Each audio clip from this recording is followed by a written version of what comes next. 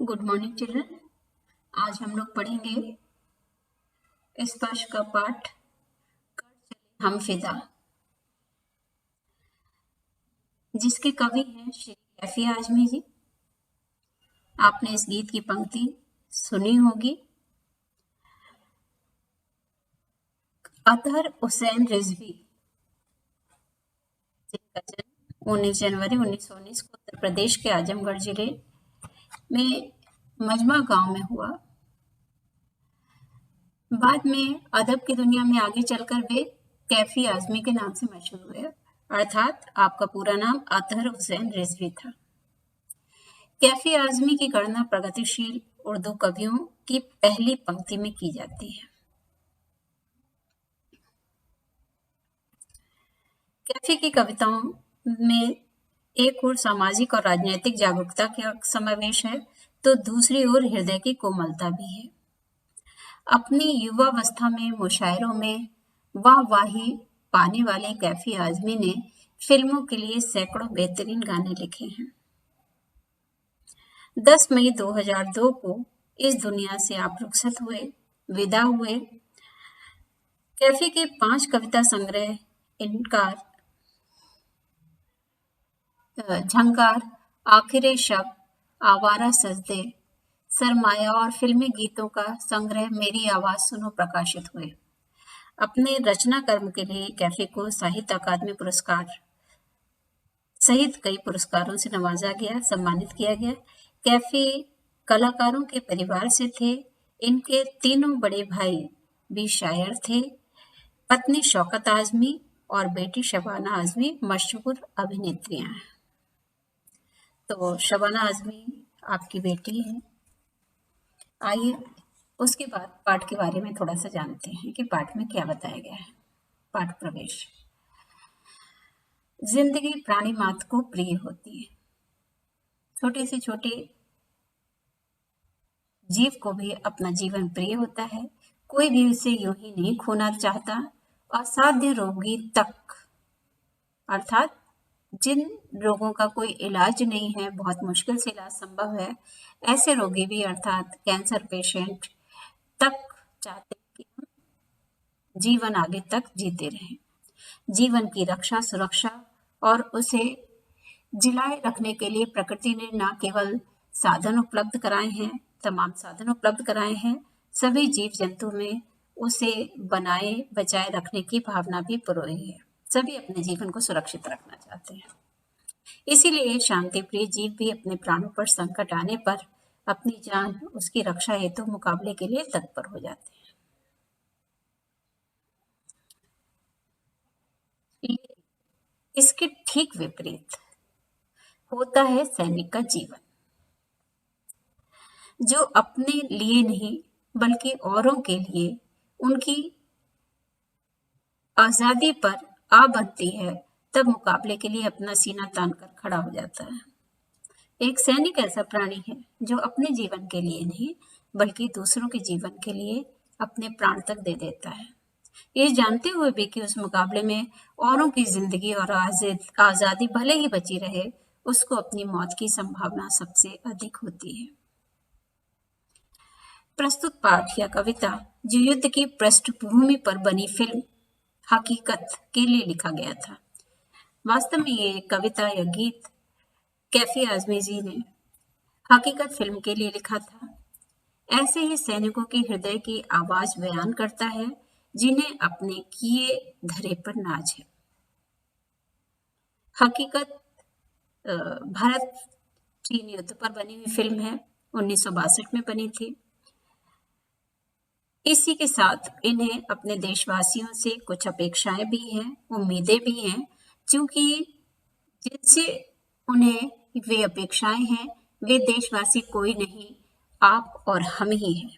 इसलिए आइए इसे पढ़कर अपने आप से पूछें कि हम उनकी अपेक्षाओं को पूरा करने में समर्थ हैं या नहीं, हम उनकी अपेक्षाओं को पूरा कर रहे हैं या नहीं। तो आइए पढ़ते हैं पाठ, कर चले हम फिदा।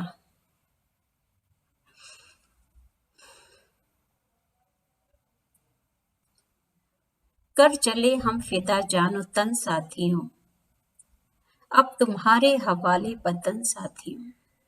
सांस थमती गई, नब्ज जमती गई, फिर भी बढ़ते कदम को न रुकने दिया। कट गए सर हमारे तो कुछ गम नहीं, सर हिमालय का हमने न झुकने दिया। तो एक सैनिक की आवाज है, युद्ध भूमि का दृश्य है। जैसा कि हमने बताया 1962 में जब भारत की चाइना से युद्ध हुआ था, उस पर फिल्म बनी थी हकीकत, जिसमें इस गीत को, इस नज्म को कवि कैफी आजमी ने लिखा था। तो एक सैनिक के दिल की आवाज है। सैनिक क्या कह रहे हैं कि कर चले हम फिदा माने न्यौछावर, कि हम अपने प्राणों को, अपने तन मन को निछावर करके जा रहे हैं। हे मित्रों, हे साथियों, हे देशवासियों, वो अपने और सैनिक भाइयों को संबोधित कर रहा है, देशवासियों को संबोधित कर रहा है कि हम तो अपनी जान को निछावर करके जा रहे हैं और अब तुम्हारे हवाले वतन साथियों, मैं अपना देश तुम लोगों को सौंप कर जा रहा हूं। तो मैं अपनी जान निछावर कर रहा हूं अपने देश के लिए और इसको सौंप के जा रहा हूं, देश को, देशवासियों को सौंप कर जा रहा हूं और अपने सैनिक भाइयों को सौंप के जा रहा हूं। इसकी सुरक्षा का भार अब आपके ऊपर है। सांस थमती गई, सांस थमने लगी है, रुकने लगी सांस। घायल है सैनिक, उसकी सांस रुकने लगी है।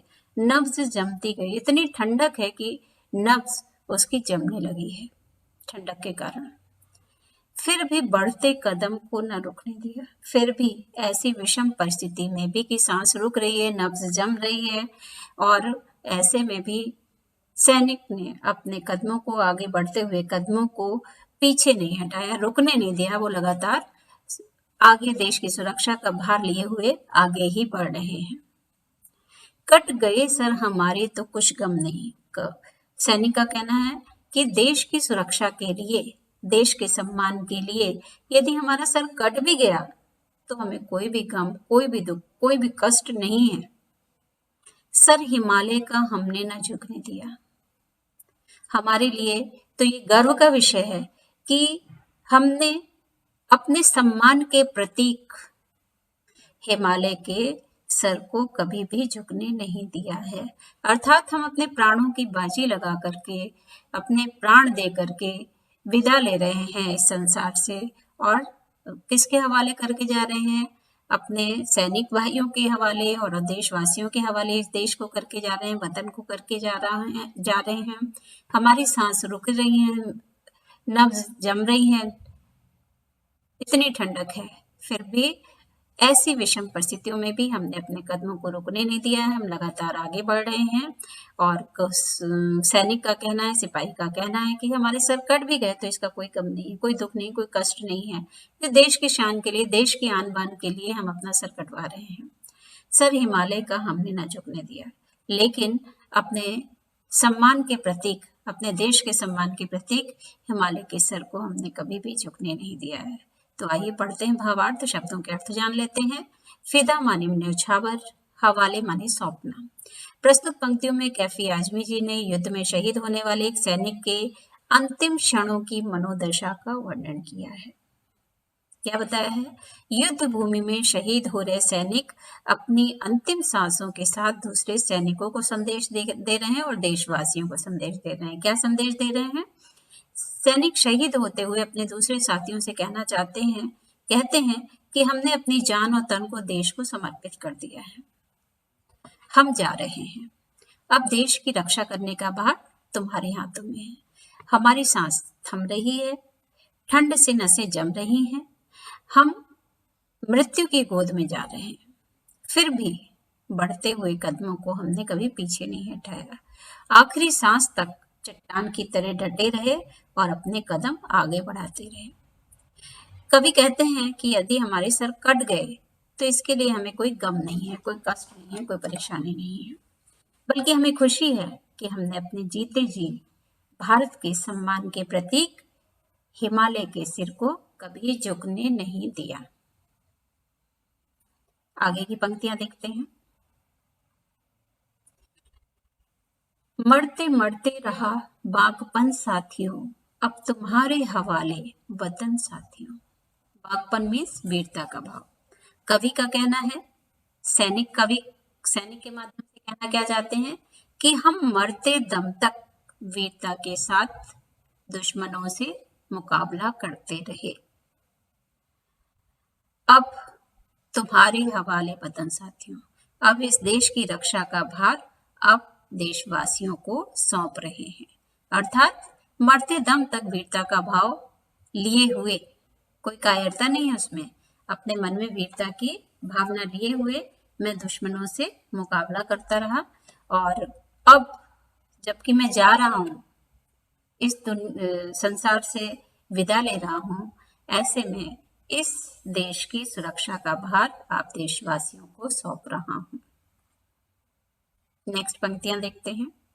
जिंदा रहने के मौसम बहुत है मगर जान देने की रुत रोज आती नहीं।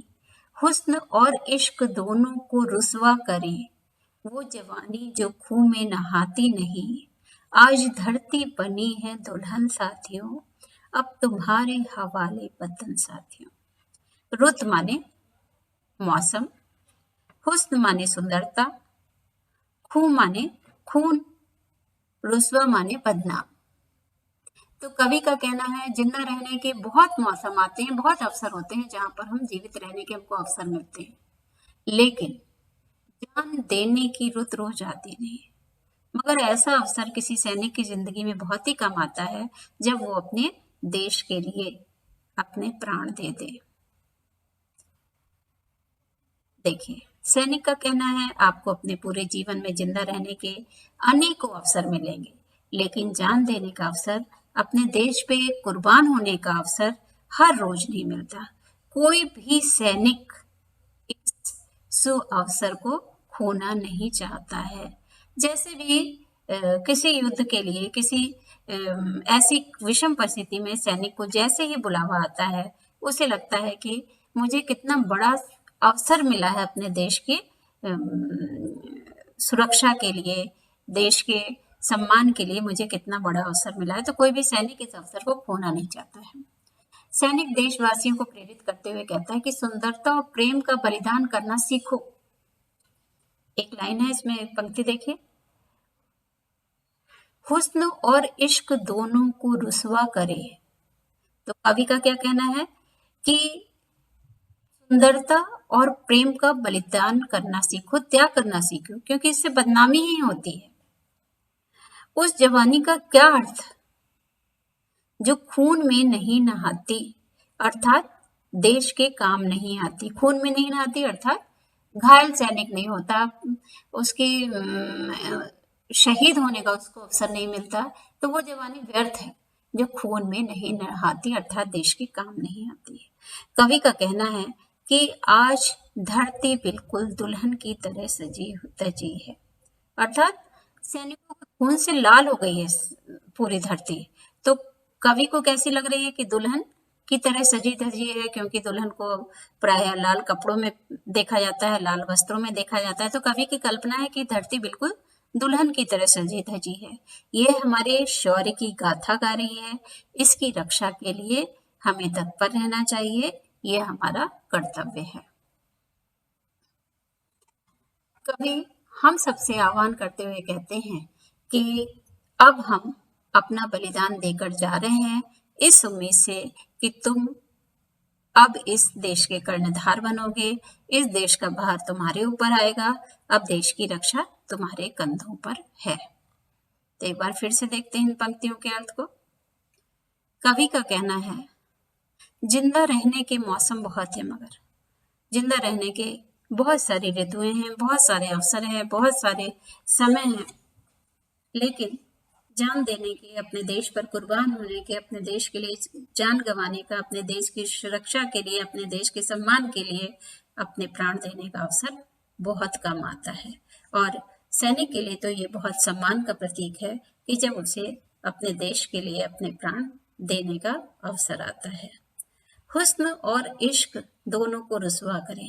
कवि का कहना है कि खूबसूरती, सुंदरता और इश्क, प्रेम, मोहब्बत दोनों ही से व्यक्ति को बदनामी मिलती है। युवावस्था में बदनामी मिलती है। क्या करना चाहिए एक युवक को? वो जवानी जो खून में नहाती नहीं, वो जवानी व्यर्थ है, वो युवावस्था व्यर्थ है जो देश के लिए अपना खून ना बहा दे। आज धरती बनी है दुल्हन साथियों। कवि का कहना है कि इतने सारे सैनिकों के बलिदान से, त्याग से क्या हुआ है कि पूरी धरती लाल रंग की दिखाई दे रही है।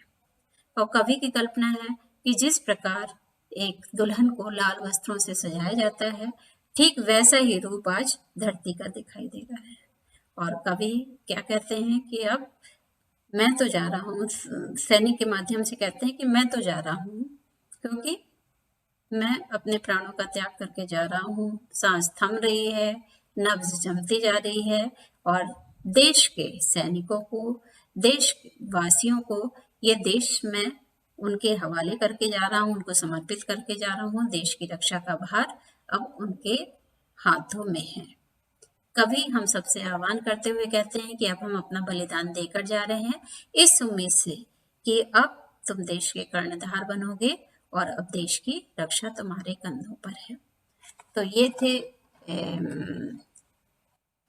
अब कर चले हम फिदा पाठ का पार्ट 1। 1962 के युद्ध की पृष्ठभूमि पर 1962 में भारत चीन के मध्य जो युद्ध हुआ था, उस पर फिल्म बनी थी हकीकत। उस फिल्म के लिए कवि ने ये गीत लिखा था। तो ये इस पार्ट का भावार्थ था, पार्ट 1। पार्ट 2 हम लोग नेक्स्ट वीडियो में देखेंगे।